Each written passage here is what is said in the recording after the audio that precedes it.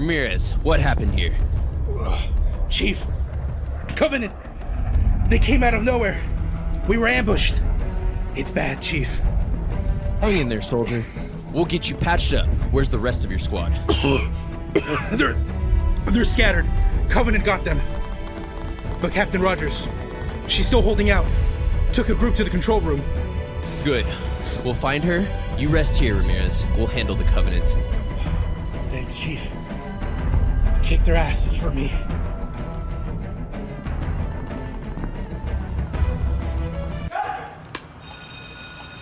That's the cat. We'll go again right away.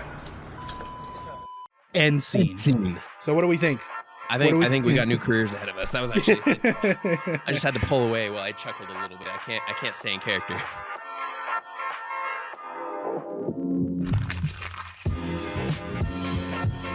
On tonight's episode of The Trash Guys, we're going to be talking about the writer's strike, the WGA writer's strike, aka why a lot of your favorite TV shows and movies have been postponed this fall. What, it started all the way back in May, I believe, is what I saw. They're going in like 100-some days. It's been crazy. Yeah, it's a long strike. Because August 11th was 102 days. So they're like 130 now, 100 something like that. Yeah. And you know, there's an article I pulled up that was written 2 days ago, September 11th. Rest in peace, never forget, America #1. But it said that there's no end in sight for this strike. So as long as the strike has already been, it's going to continue. And so that's kind of what we wanted to talk about, because it's reached the point where, like I said, a lot of movies that were going to be released this year or next year or whatever have been postponed because they don't have the writers to finish writing it. A lot of TV shows are on hiatus. Projects are being canceled, postponed, neglected, whatever, because of this strike. So so what went wrong, Guy? You know, like, tell me, how did this start? So why is it so intense? There's a lot of news around it and a lot of coverage, and so it's kind of hard sometimes to filter out the exact causes and things like that. But I know a big advocate, kind of a big face for this whole strike is Adam Conover, if you know who that is. He's a writer. He used to be Adam Ruins Everything, if you know that old show, that type of stuff. So I took one of his tweets because he's been very big on this coverage for it.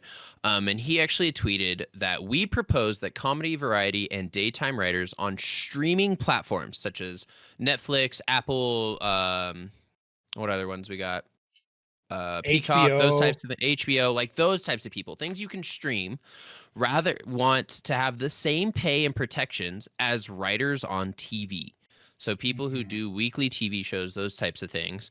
Instead, they offered us a minimum that would apply virtually no shows on the air. Oh, and they want to start paying you by the day. So instead of you getting paid like your, not per diems, the money you get for fucking each show that airs, things like that. I don't remember the word for it, but instead of that, they just want to pay you per day and things like that. So that was something he tweeted about. So it seems like the whole cause of this strike is that these streaming platform writers are not getting the pay, the benefits, the protections, the things that they want. All right.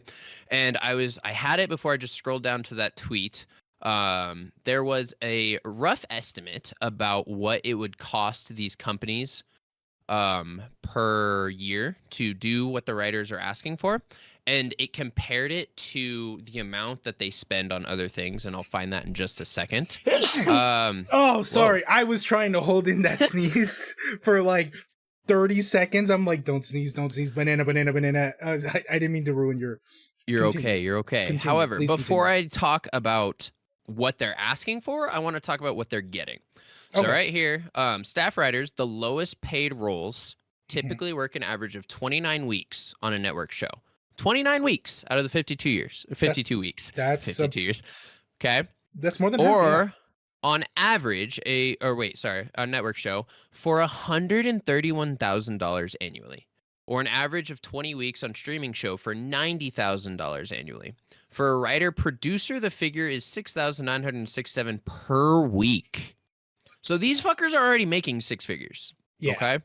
So to be fair, as a mild mediocre blue collar man myself, I wish I was making six figures. However, I get it that the industry is a billion-dollar industry as a whole. Like, yes, these companies can spare the money to pay them, but I'm like, bro, what the hell? You guys already make so much fucking money. All right. So that's where they're at right now. The rough estimate for the raises and things that they're asking for would cost these companies annually only about 86 million. Okay. Wait, that's actually kind of small considering how Yeah. big Hollywood is. Yeah. So in comparison, Mm-hmm. right? Oh, here's the breakdowns per company. Per company. Okay. This is the Writers Guild Association, the WGA, what they propose to these companies. Okay. It would cost Disney on annual cost of 72 million. Disney's annual revenue from these streaming services is 82.7 billion. That Yeah, is in the billions. 0.088% of cost. For Netflix, it's 65 million out of their annual revenue of 31.6 billion. That's 0.206% of their revenue. Warner Brothers, 45 million out of their 43 billion revenue. Paramount, 43 million out of their 30 billion. NBC Universal, 33 million out of their 121 billion annual revenue. Amazon is only 31 million out of their 514 billion annual revenue. Sony is 24 out of their 88 billion, and Apple is 17 million out of their 394.3 billion. For Apple, that's a 0.004% cost to them. So let me break this down in layman's terms, aka dumb streamer terms.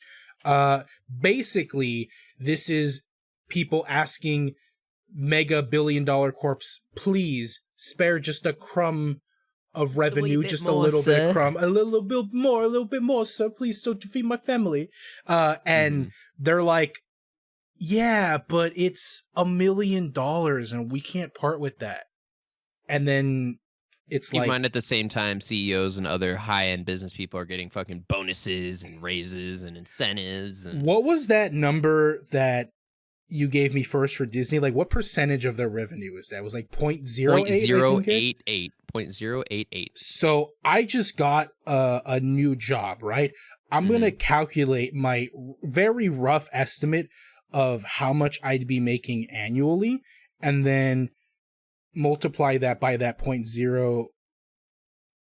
Sorry, it'd be 0.008, right? Honestly, if you want to use one, you should use Apple's. Okay, so what is Apple's percentage? 0.004. So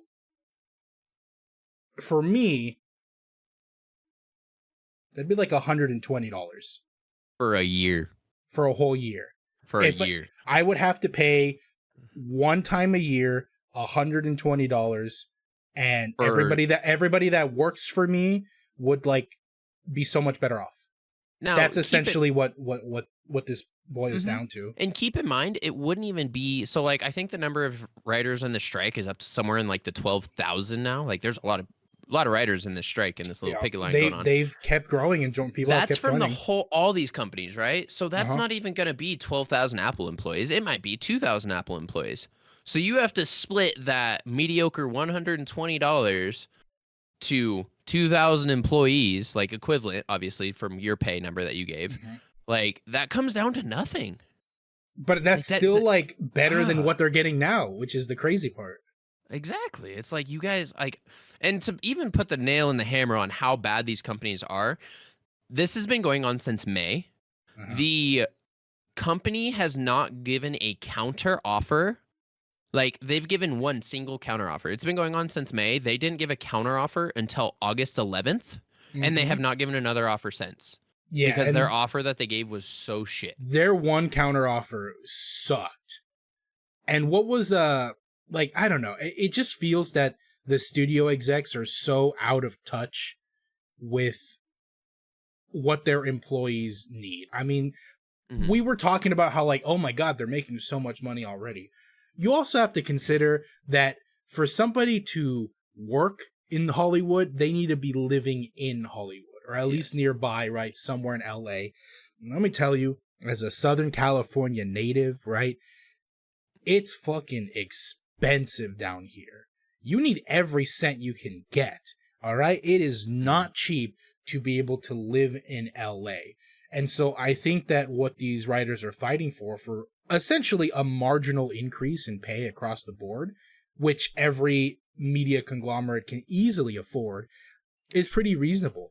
And yet a lot of the counteroffers that media execs are demanding are just, again, so baffling to me. Like, one thing I wanted to bring this up during the AI episode, but one of the big things that studio execs are considering in the wake of this writer's strike, right? Because now they're trying to find solutions. How do we move on without writers? And well, AI is the answer to some studios in terms of being able to continue shows and movies and other programs without the writers currently working. But it's just I'm going to read you something, and if you've ever watched Black Mirror, you're going to think that I'm just reading a script for an episode of that show. But basically, one of the I'm trying to see. Yeah, okay, so certain studios, like Netflix is one of them, what they would like to use AI for is they want to scan an actor's face, right? Just think of some background actor, some extra that you see like for 2 seconds in a show, in an episode, and then never again. They want background performers to be scanned, get paid for that one day that they're there, right? 1 day's pay.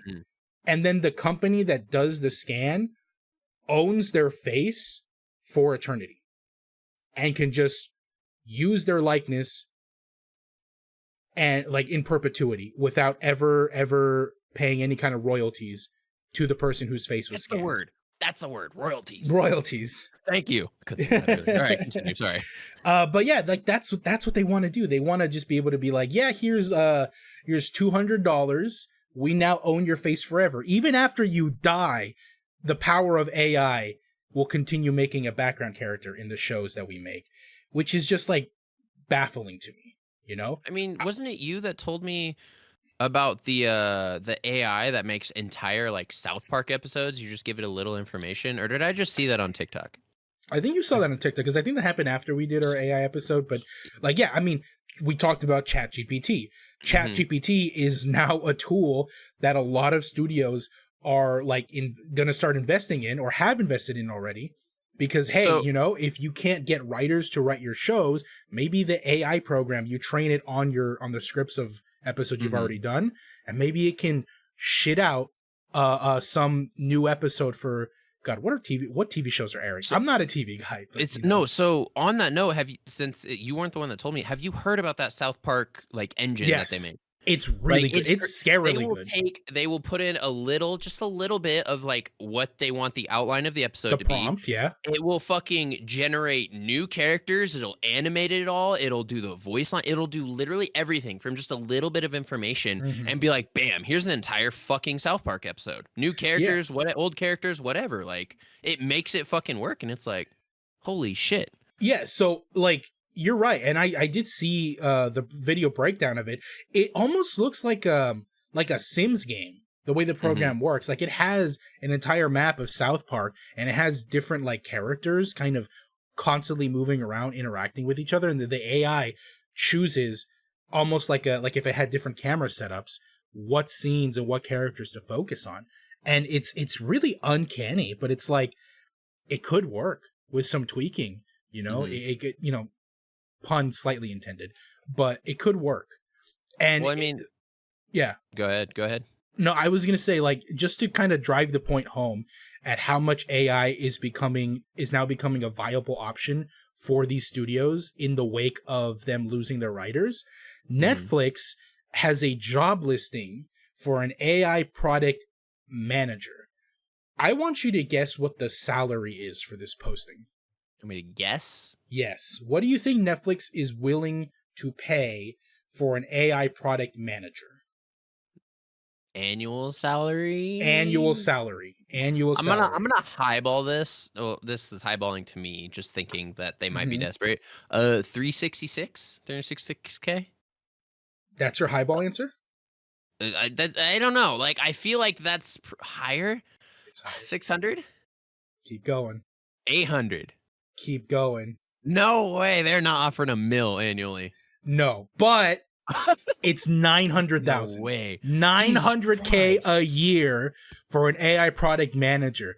Bro, I And thought I was highballing with that 300 something K. I was like, there's no way they're offering over 500. 900K to type prompts into Chat GPT.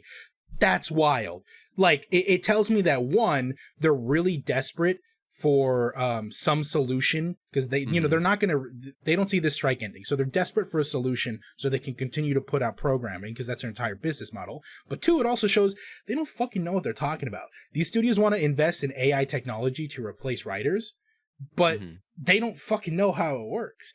Honestly, whoever gets that position, like, good on you. Fucking get that bag. Drain Netflix's balls dry. Like, I don't give a shit. But it's just wild to me, man. That's... Okay, here's my thing. Like, cool, there's AI and all this stuff now, but everyone complains about, like, especially the older generation, right? Like, a lot of people who run companies out about, no one wants to work, everyone just wants to be lazy, blah, blah, blah, blah, blah. But now you're going to sit here and pay one person almost $1 million a year to do this AI bullshit, instead of maybe splitting that up and paying and giving it to your employees. 5 people or 6 people, 200 some K a year, like getting more people jobs, getting more people working, putting more shows out there, right? Like, something I saw on this, like, a lot of this agreement, that this proposal that the companies put out is in fucking legal fucking mumbo jumbo that I can't comprehend completely. Fair. But all I know is it sounds like ass and has a lot of, like, gray areas and loopholes even when I read it, and I'm like, that doesn't sound right, and I don't even know what the fuck I'm reading. But one part in here it mentions is that it would pretty much give, like, benefits and pay and certain things to writers in pairs. So, like, if you're a pair of writers working on a show, you get these things, right? But any more than 2, 3, 4, 5, whatever that it takes to get the show, and you guys don't get those benefits. If it takes more than 2, you don't get those benefits. That's stupid. That was something they proposed. We would give you these things up to a team of 2 writers, no more.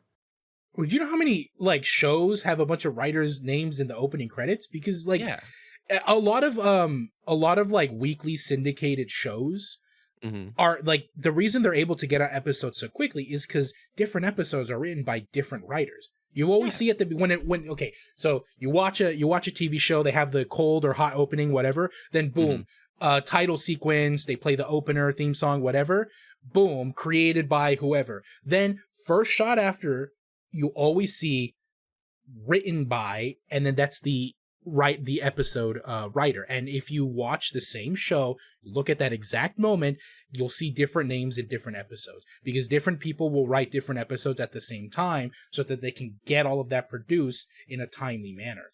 So, because they're writing. So, like, some of these shows, right? Take some Netflix shows. Some Netflix shows are an hour long. Right? The hour long each episode, whatever. So they're writing scripts for hour-long episodes every week that have to keep continuity, whatever. They are probably splitting it up amongst teams, right? So two writers writing this week, well, 2 other writers already working on next week's. So then it's just, like, alternating so that they can keep it going without falling behind. And they're fucking trying to make sure that everything is staying in order. They're not fucking getting anything fucked up, anything like that. But take a movie, for example. Some movies are only an hour and a half long. But you get them working on them for fucking years, fucking working on the script, editing the script, taking things out, putting things in. These writers don't get that. It's fucking week by week by week. Like, let's go, let's go, let's go. Like, for an extra 30 minutes, you're telling me movies need that much more on the writers and writers get that much better? Like, these daytime, week by week streaming writers definitely deserve a lot more. Like, yes, I know we already talked about how much they're getting, but that shit's got to be stressful as fuck. Week by week by week, trying to make sure it's perfect. I actually feel like Netflix's model might be more stressful because they release all their episodes at once. And so if even, like, one episode isn't quite ready, then the whole thing has to be pushed back. Are you sure? I could have swore for, like, The Witcher, that was a week by week basis. Well, okay, I most Netflix, I think, are, I think it's a newer thing. I do remember that they're trying to do more of, like, a week model lately, but, you know, back in my day, That's, because they wanted to promote binge watching, basically. So they would release every season of a show, like, all at once, like all 12 I episodes or do whatever. I do know there's a couple things that I've seen. Someone mentioned in chat that I just saw that I've seen them do parts, Yeah, right? they'll do that They'll too. They'll do do like, like okay, here's season 4 2, part episodes. 1. Here's 4 episodes. Here, like they'll do it in like groups. And Mhm. again, they're long, so like you can sit there for maybe it's like an hour 20-minute episode. Yeah. Like I don't know, their literal episodes are like movies now at this point. They're just getting longer. But Right. you're spending 6 hours right there just watching 4 of their episodes. They're getting you going, and then you're like, fuck, now I gotta wait a couple weeks for the next one, and boom, you spend another 6 hours watching that. So I mean, it's not a bad model, but Yeah. A side note, I hate when shows do that shit, like split up in parts and stuff like that. The biggest offender is Attack on Titan. I don't know if you've seen it. They recently we've gone announced over they're this. like, yeah, Attack on Titan, the final season, part 3, part 2 in parentheses. Like, bro, I've heard about that. I heard Yeah. forever ago. They're like, oh, it's the final season. Oh, Yeah. check out next year. I'm like, it's I been thought the it was final. over. What is It's going been the on? final season for like 3 years or something like that. Like COVID didn't last as long as AOT's final season. It's just it's so weird. I hate when they do that. But now, yeah. I think we could talk a little bit about how companies are trying to go around this, because we already started to with AIs right, and things AI. like that. What else are they doing, Guy? I mean, obviously, we got to talk about scabs. You know what a scab is, right? Oh yeah. So just Scabs. it's anyone who crosses the picket line, basically. For a little bit better explanation, for those that don't know what a scab is, it's, say you were a small time actor, like someone who's just doing very small, like maybe commercials or something. You're not really doing much, and an actor stepped out of this role in this TV show that Netflix is trying to put on, and they're like, hey, you want your chance at a big Netflix show? Come on, work for us. And you go, oh, fuck yeah. And the people are, obviously the writers and other actors, like, yo, no, don't do that. And you're like, nah, fuck you. I want to make my money. You're a scab. You're Yeah. making it harder for these writers and actors and people supporting it to have ground to stand on. Because Yeah. Netflix now is just like, well, why would we hire you guys when we got these people? Yep. Right? It's why a lot of strikes for like minimum wage positions, like Walmart, for example, never work. Like, have you thought about when was the last time you heard of a Walmart strike? It just never, doesn't really... because they leave and hire people like fucking, their turnover rate's probably like 60%. Yeah. So because again, they just don't care. If you try to strike at like a Walmart, they're just gonna be like, all right. And then there's a bunch of like teenagers like lined up ready to just take those jobs because they don't care. They're just there to make their money. They're not at an age where, things like pay or benefits or stuff like that matters, or working conditions. It just is what it is. But yeah, like that, scabs are why a lot of these strikes don't hold water in a lot of different industries. And I know that there's been some heat for some of these people who have crossed the picket line. And I think you were telling me about one of them just this week, right?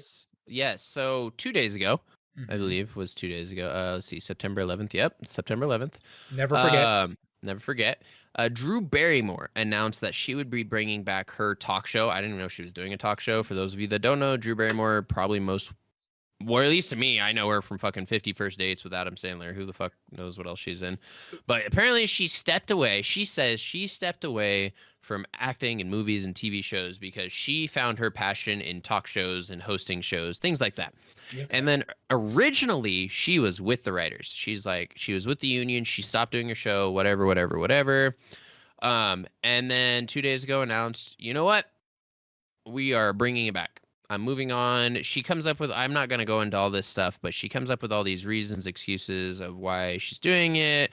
Oh, we navigated these difficult times. We're coming back on, take a step forward, whatever. But very big name right there, right? I'm sure a lot of people, even if you're like me and can't name what she's in, she's been around for a long time. She's been in a lot of shit. Is Drew Barrymore really a big name? Because like, I was just gonna say that. I'm like, I don't know. Drew Barrymore is one of those actors to me where I'm like, I know her name, but I couldn't tell you anything she's done. Like, you just said 50's First Dates, and I'm like, oh yeah, she was in that. I think Adam Sandler first. not Drew Yeah. Barrymore, but you're right. I'm I like, mean, oh, we yeah. got some people listing some things. We got apparently Wedding Singer, Ever After, Charlie's Angels. We got a couple lists. Like, I'm sure if we went on there, there's a nice list, especially maybe not our generation, but the generation before us, our parents. I'm pretty sure she Yeah. was really big in like that time. So, whatever. But this is like a big name person now that is coming out and saying, all right, I'm done with this. So that's gonna definitely put in like a big fucking fuck you to this guilt, Mhm. to this strike, right? Oh, I thought you were gonna keep going. I was,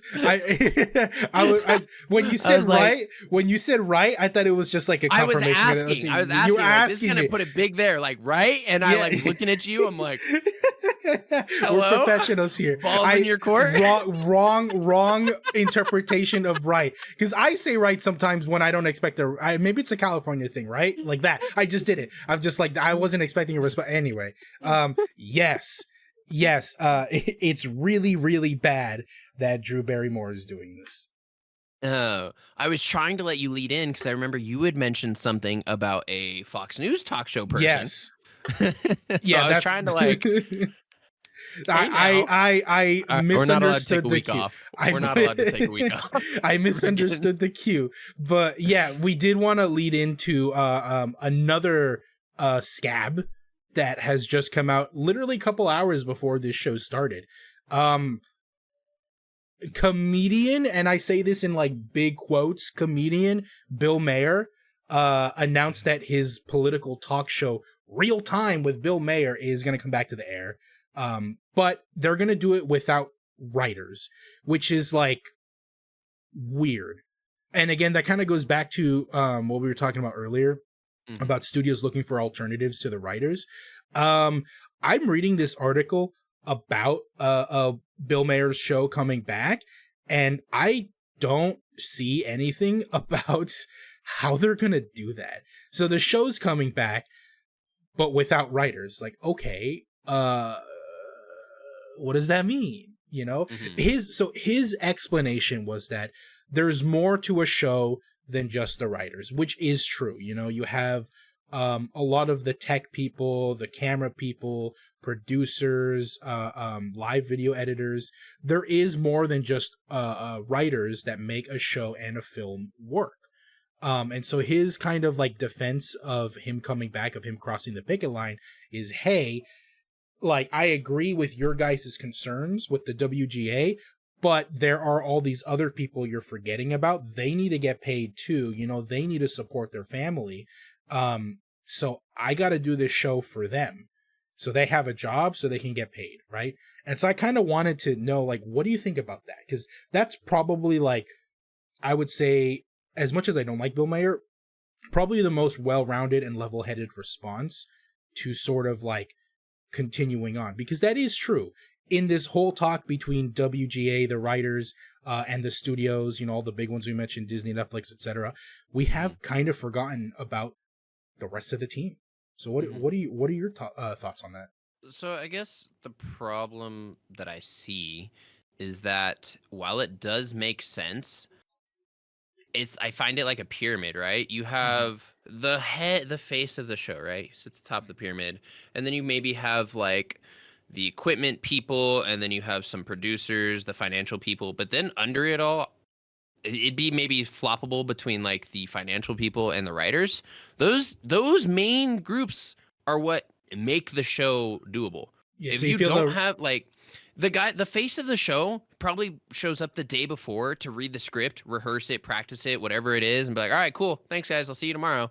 And then you obviously have the producers, the engineers that are behind the scenes doing all the camera swaps, all the lighting, like whatever the fuck it is. This talking strictly for talk shows, since we're talking about Barrymore and Bill Maher, not maybe like TV shows, but these types of things. You have all these people that make it happen. Yes, but you're not going to have a very good show without a writer. And then if your show gets canceled because you have no writers to write a good show, those people are out of the job anyway. And I agree. So you're saying that like writers are basically the bottom base of that pyramid, and without that layer, the whole thing collapses. Exactly. And so I do agree with that, because let me tell you, if you've ever watched a show with bad writing, it doesn't matter how good the visual effects are or like what big name actors are tied to the show or film. If a film or show has bad writing, it fucking sucks ass. Oh my god, it's so bad. I'm trying to think of an example. I don't have an example for a bad one, but while you think about that, there's this one show that I see clips of all the time on my TikTok. It's like a fake news show, and it's just a comedy little talk show thing. There's this white guy and this black guy, and they always do this skit, right? And they're supposed to obviously remain composed because they're news hosts, reporters, whatever the fuck they're called. Yeah. And so they're supposed to remain composed, but the writers will write their scripts that they read on the prompter, and they make them fucking racist as shit. And it's funny. It's like they make it racist as shit. So the white guy will read like a news headline that's totally fucking racist. He's like, bro, you guys are trying to get me killed. And then the black guy will like say some shit. It's not always racist, but like they have no idea. There is zero prep time for it. They have a prompter and they read it as they go, and they're reacting like live as they read the shit, and they're like, what the fuck? And it's funny as shit. Like, they have no idea they're not acting, they're not doing anything, they're just reading what the writers give them, and it brings them so many views because of how fucking funny it is. No, it's everything you said was correct. I'm still trying to find. I'm gonna be honest. I haven't been as big of a movie or film guy recently, but you know what I do have a lot of experience in? Video games. Oh no. Video games. And you know what? This is affecting a bit of the video game industry as well. Because a lot of very story-heavy games need some good writers. And I've definitely played some games with bad writing. Like, I'm trying to think of one that I played recently. All I can think of are indie titles that no one cares about. Never mind, this was a bad example. But video games. It's okay, guys. But Soda's been working a lot more than normal. All right, his brain's a little off today. All right, we're gonna cut him some slack today. Listen, but next week, next time, we're fucking bringing the hammer down. You're getting the band hammer. Listen. Someone threw me a bone in chat, but yeah, like Genshin Impact. But I'm not sure if that's a good example, because that's more of like a translation sort of thing. You know, they got to go from Chinese or Mandarin to English. Apparently. I honestly, you play that a lot more than me, so I couldn't tell. Like, I saw Genshin and I was like, wait, I thought Genshin was good. I thought you liked Genshin, and then the person in chat that said it, I thought liked Genshin. So now I'm just confused. The story beats are good. The dialogue is kind of I love making fun. The dialogue's funny to laugh at. I will give you that one. Now I remember why I brought up video games. Yeah, a lot of video game studios because a lot of video game writers are part of the Writers Guild Association as well. Because there's no, it doesn't have to be just movies and TV shows, anything that requires writing. And so some studios have lost a few of their writers. And they're also thinking about using AI. Specifically, what one studio exec said was they're thinking about using ChatGPT to write the dialogue for NPC characters. Which I'm like, you know what? I actually don't think that's a bad idea. How many people actually carefully read everything an NPC says? I feel like most people just kind of spam A if it's not relevant to like the main story, you know what I mean? I definitely do that. I'm the dialogue skipper. I fucking will be like, yep, cool, yep, like yep. Like, right, is this important? Is this a part of the main story? No, side quests with fucking random NPC number 42 I don't care about. Okay, just spam A, get through, then we get to the actual I will game. say the number of times that bit me in the ass in Skyrim, and I'd be like, wait, where am I supposed to go? What am I looking? Yeah. What am I doing? You open the quest log and it just says find the sword in the cave. You're like, yeah. What? But I'm like, that's probably the only I would say use of AI in place of writers that I kind of sort of agree with, because it's like, if you can hire someone to write really nice, intricate lines of dialogue that'll give a lot of character and background to these NPC characters in your video game. But when over half of the gamers playing are just going to spam A and skip through the dialogue, then it kind of goes to waste, right? So why would you bother paying that guy for something that, you know, I feel like you could get away with doing like Chat GPT. You know what? I know we did our NPC episode I feel like during it the last one, but on the game, right? So obviously you can't do that shit with, like, let's say Halo. I'm just gonna take Halo as an example. Pretty much 90% of the world knows what fucking Halo is.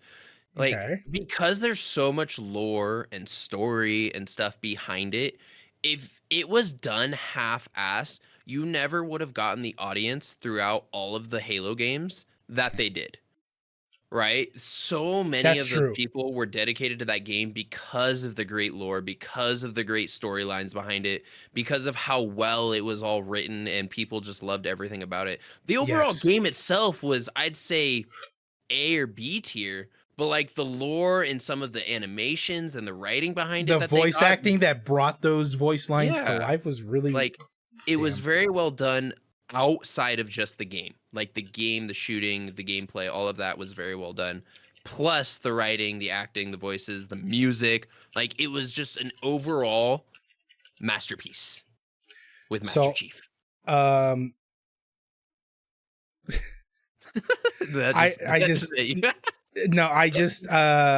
you mentioned Halo.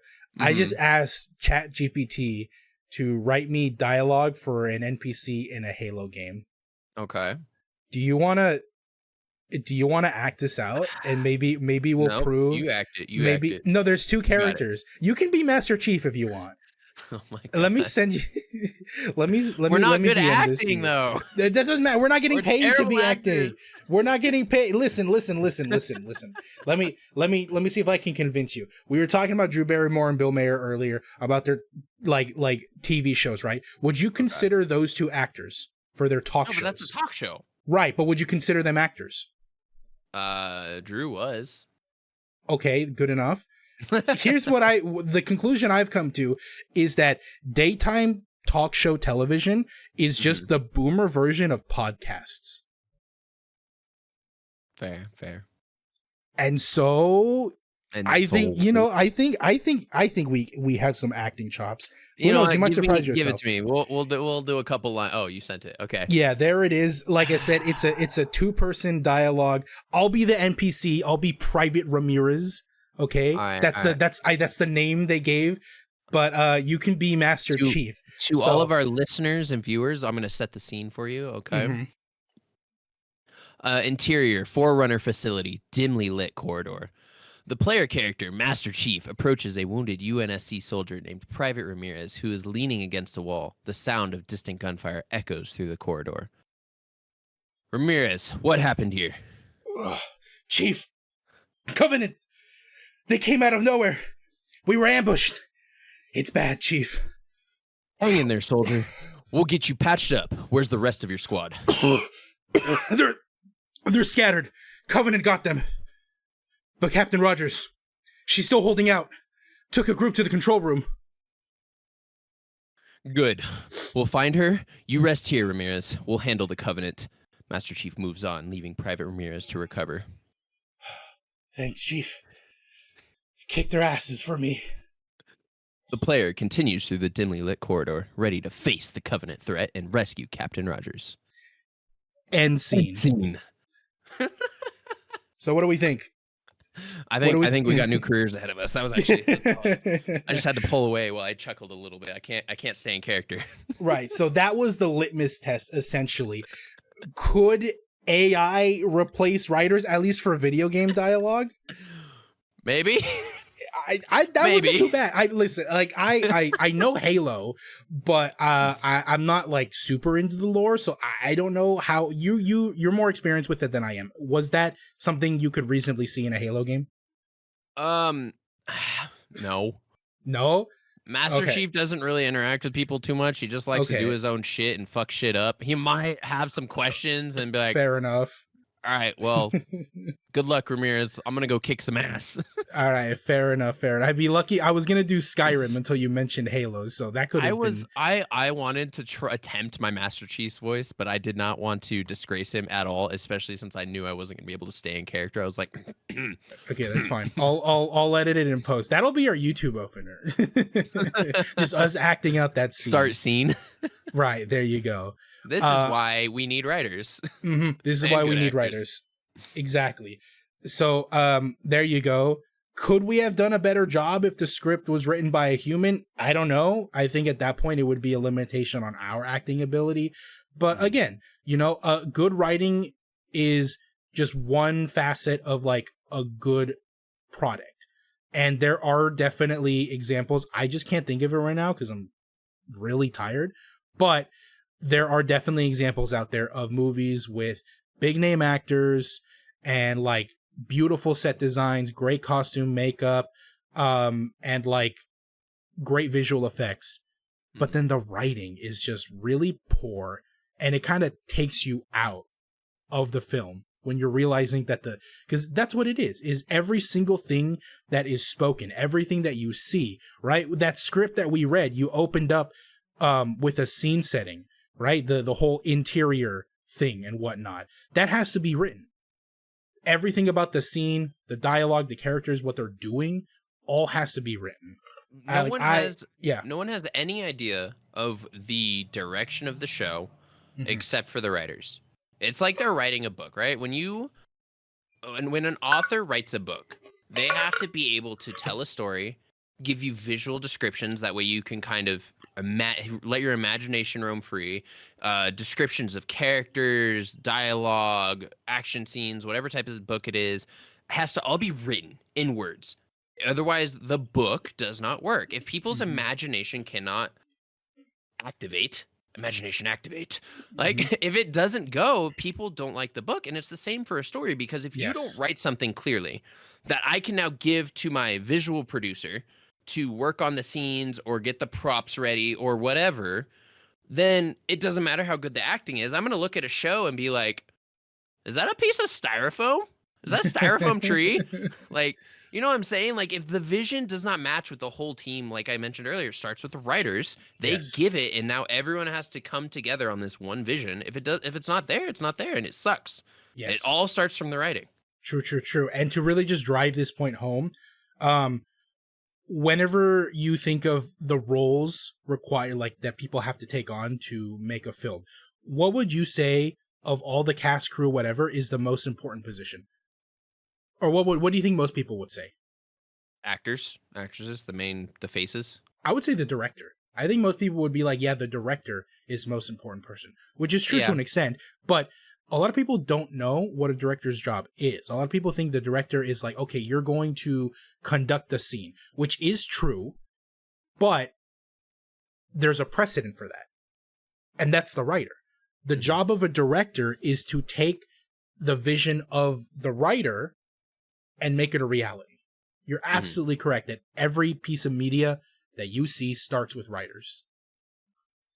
They write, especially for TV show writers, like, I'm sure before they even can go to like proposing this, right, to the companies, like, hey, we got this new show. Like, they can't just be like, all right, so these guys do this happens. Like, they probably have to come with like a good chunk script that can be broken into a couple episodes. Like, yo, this is our proposal. Here's the synopsis of it. If it's something you're interested in, here's our script. Read it. Let us know what you think, right? Like, there's a lot that goes into just starting a show. Pilot episodes are done so more than anything to test the writing power of a show. How many times have you ever seen pilot episodes of some really popular shows? What? I'm dumb. What's a pilot episode? A pilot episode is an episode that is made before a show is officially made, and it's usually like sort of a proof of concept that is very crudely made in order to show like studio execs when you're pitching an idea, when you're pitching a show. Where would you even see one of those? Like, as a regular person, how would I see a pilot episode? It depends. When a pilot episode is first made, it's only ever shown to test audiences and then to to like studio execs again when they're pitching their show. But sometimes if the show gets popular, they'll include like a pilot episode as like a bonus for a DVD, or they'll post it like on YouTube. The ones that are probably the more well-known ones are like animated ones. The one that like just immediately jumps to mind is like Family Guy, right? If I want you after this to look up the Family Guy episode for the pilot episode, and it's like really different, right? I've seen, like, if we're talking about animations, I've seen episodes like in production, right, where they kind of like they have the voiceovers and then they just have sketches, and it's like very blocky, like like I don't know if that's a pilot episode or if that's not just like a that's just like an in progress, like you said, like in production. I'm talking about like it's a fully made episode that is not really part of like the first season, or sometimes it is in some shows. So these things are usually fully animated, fully like done. Yeah, like this is a done episode of what this will look like. So I guess just to kind of compare, I think the original pilot episode for Family Guy, it wasn't even called Family Guy. What was it called? It was like something Larry, but it was really, really different. Larry and Steve. And so I'm just gonna sort of like paint the picture. When you watch it, it's like straight up, that's Peter Griffin, that's Brian. You can hear the voices because it was Seth MacFarlane, but they look different. All right. Peter is this old guy named Larry. He's like an old guy, an old man citizen. And then Brian, I believe his name is Steve in this pilot episode, is like this like brown dog with a big nose.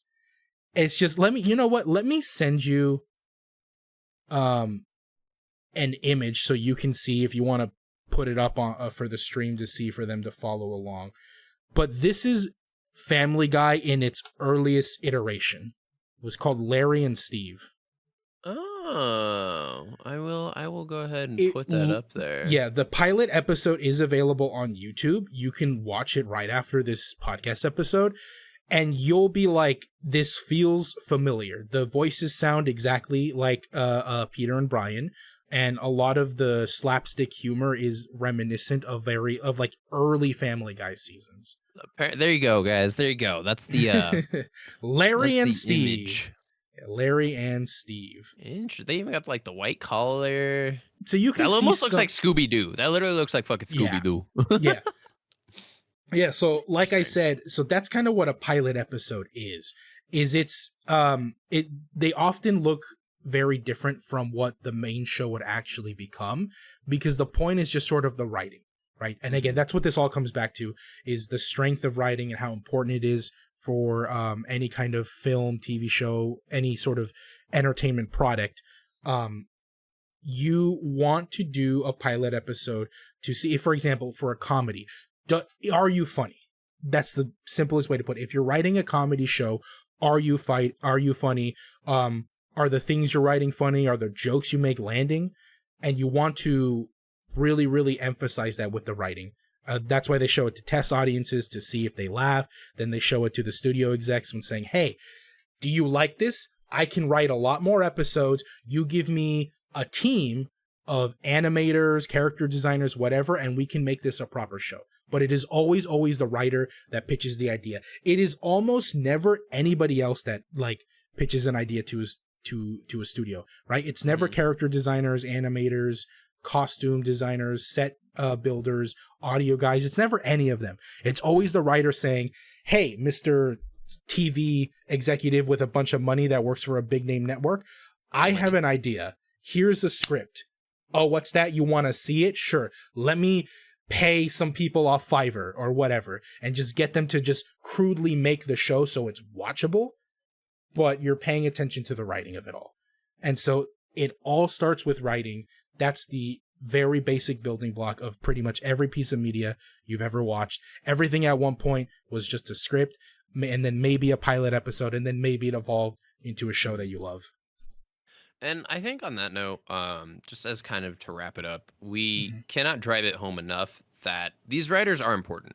For those of you that probably have multiple subscriptions, Peacock, Hulu, HBO Max, Netflix, like whatever, like in this day and age, everyone has like 5 or 6 subscriptions, right? If you are gonna continue to have these subscriptions, you have to support. You have to, when they ask for, I've seen a couple things online that are like, hey, if you support the writers, like sign this. Like these are the types of things that I will sign. I'll be like, oh yeah, fuck yeah, because the only other way that you can support these people and help them out so that you can continue to get the shows you want is by canceling your subscriptions. But honestly, to get enough people to do that, just, we talked about this when we talked about video game companies, right? Like to get the regular person to actually make the move necessary, the amount of people necessary to make it impact to where these companies are like, "Aw, shit," is just not, it's just not doable in this day and age of technology and shit like that.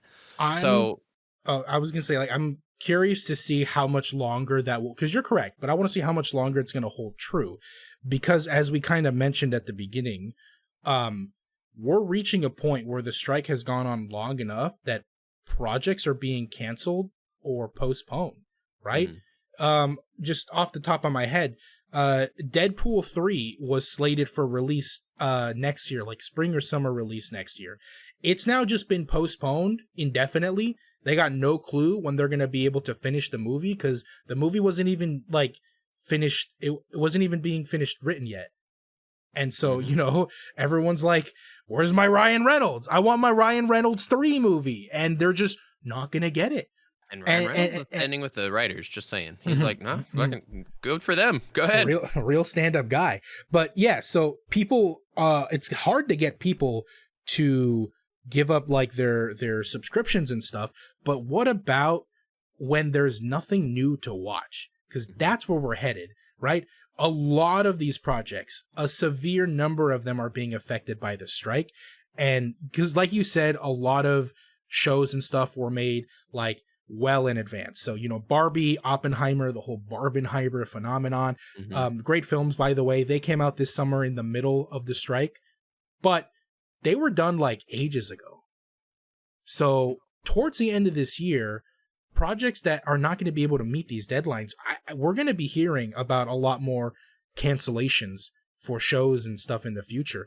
And, you know, once the strikes affect your show, the next season of your favorite show, maybe that's what'll finally get people to start caring.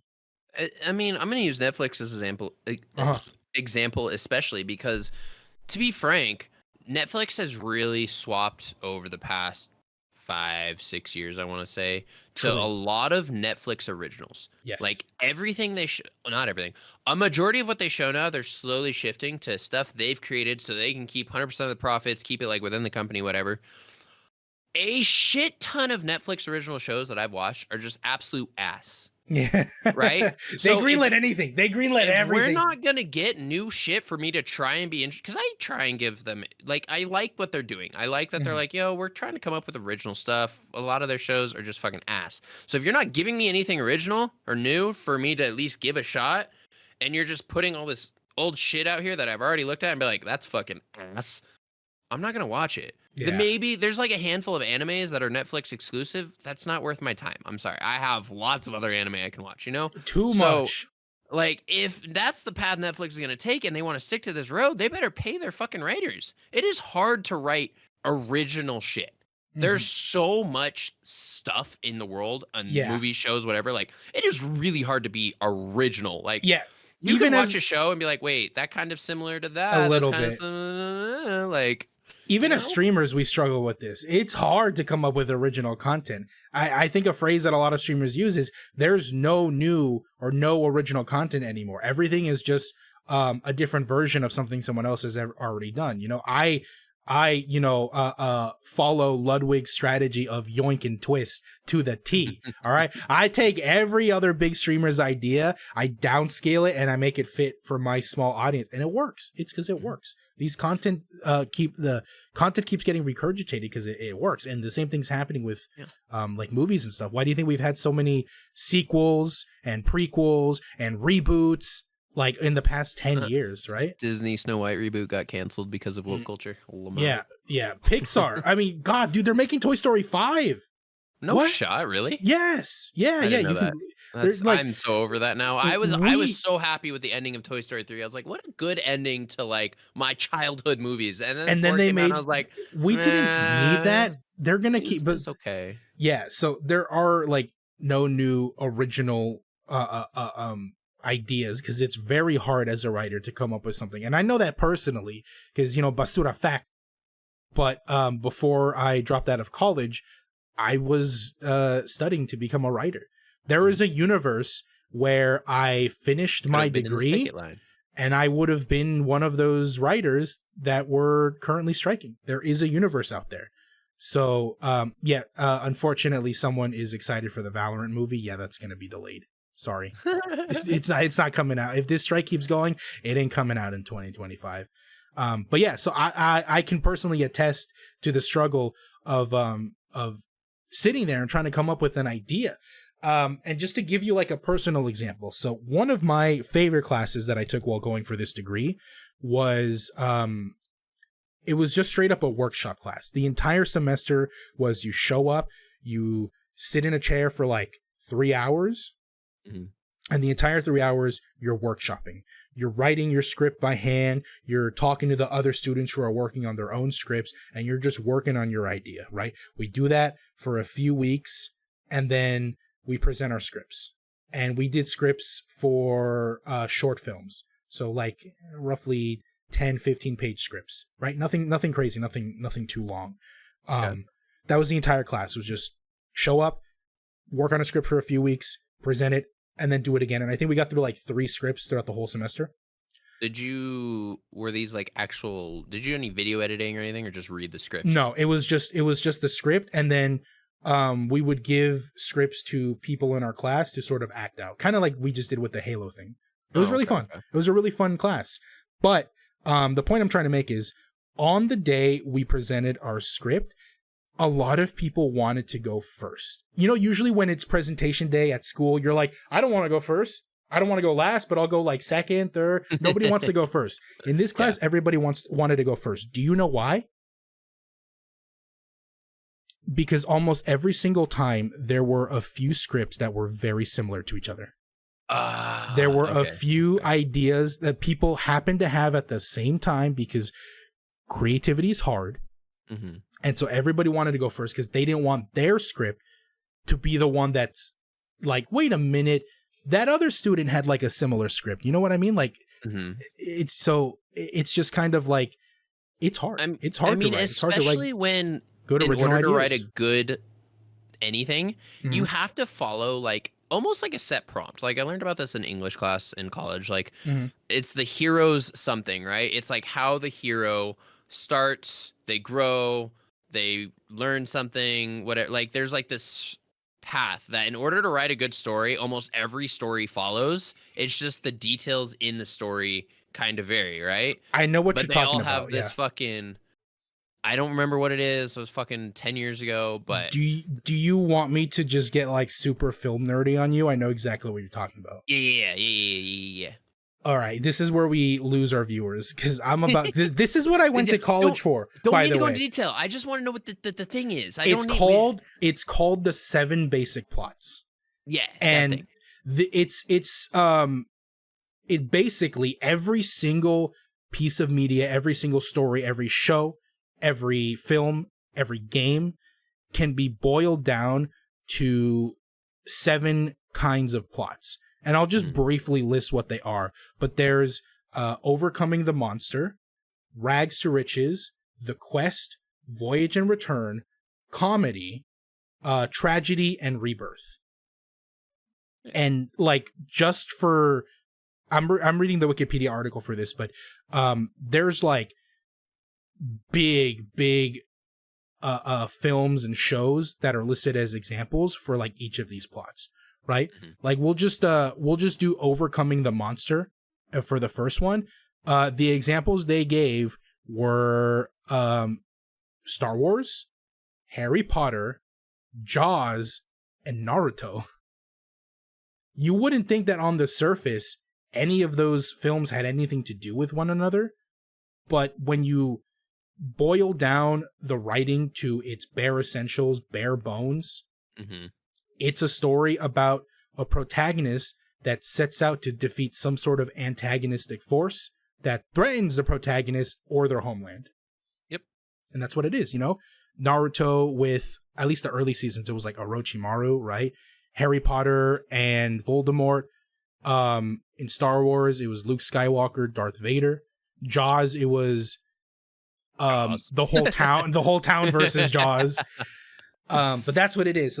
So I won't get too nerdy about this, but So just back yeah. to the thing, like trying to write original content Mhm. with the millions of movies, TV shows, everything that's out already, and not probably, you are following one of 7 like prompts, like Yes. basic things. That is not easy. So I give Mhm. it to these writers. I'm proud of them for standing up, especially for so long. This is the first Yeah. writer strike since 1960, and they've Mhm. been going what, a fucking 130 days now. Like Like I'm 3.5 proud. Like, months, yeah. yeah, keep it up. Like I stand with the writers. I hope you all do too.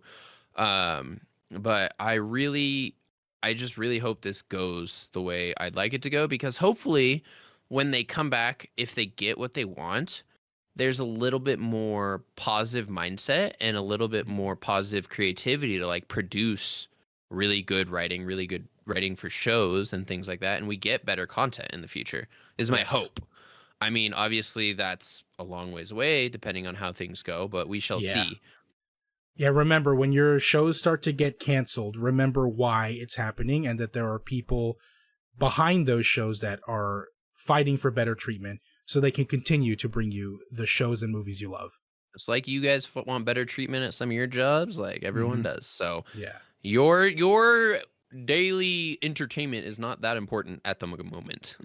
But in the meantime, if you do need some daily entertainment while your shows and movies are getting canceled, yeah, watch streamers, all right? I can guarantee you no writers wrote this episode, okay? The only writer we ever had was ChatGPT, and that was for one scene during today's episode, and then the AI episode we did a few weeks back. But other than that, nobody writes this episode. Nobody writes this shit. You think people write my lines? You think people write me stuffing my mouth with ice cubes? No. I promise you there was no. I promise you there were no writers behind me two-hand handling a stick live on stream, okay? Don't worry about the context. That was all dude. me. Don't worry about it. So yeah, like in the meantime, if you need your daily entertainment, watch some streamers. All right. We don't have writers that are holding us back. And on that note, we will see you guys actually next week for the podcast. Be sure to be there, or be square. No one wants to be a square. And make sure to stand with the writers. Yeah, you have a great rest of your night. You especially don't want to be a square, because guy's gonna put you in the triangle peg hole. Have a good night, everybody. Have a good night, everybody. Have a good night. See you later.